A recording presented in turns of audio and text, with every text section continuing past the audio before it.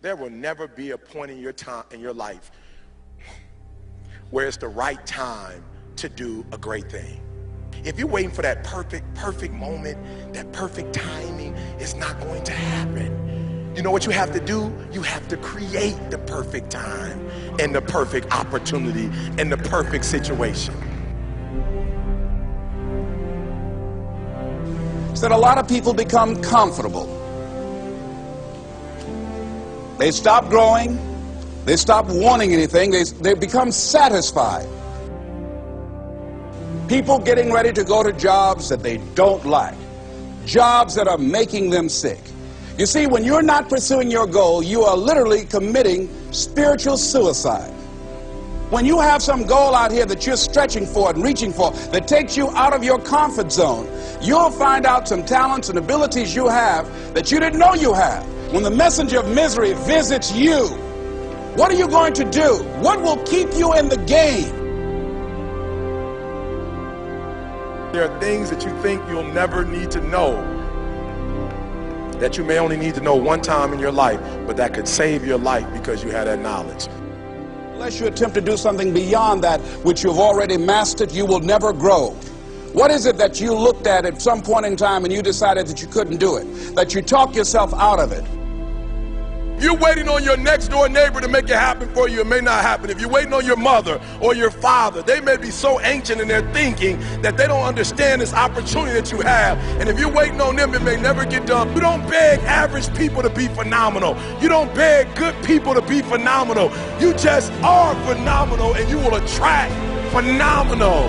What reason can you remember that you can call on, that you can reach on, that can make you get back up? Find that reason. If you're not where you are, if you're not where you want to be, if you don't have what you want to have, if you're not where you think you should be at this particular place, it has nothing to do with the system, but it has everything to do with the fact that you're not making the sacrifice.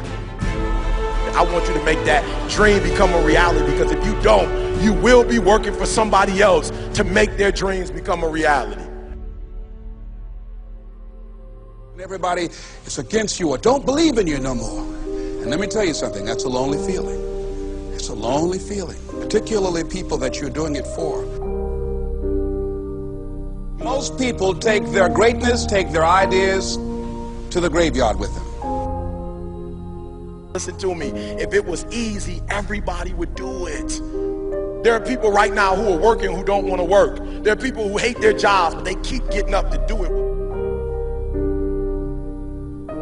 The wealthiest place on the planet is the graveyard.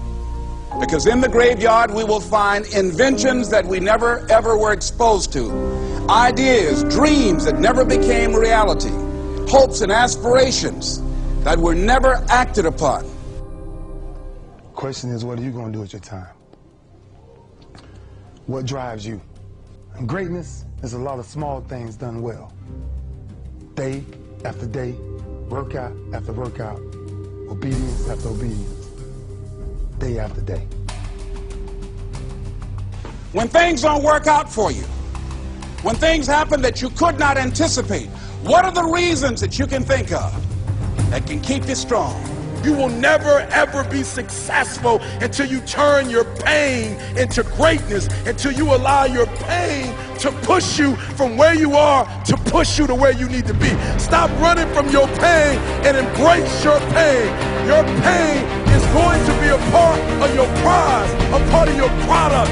I challenge you to push yourself. See, it's easy to be on the bottom. It doesn't take any effort to be a loser. It doesn't take any motivation, any drive in order to stay down there on a low level.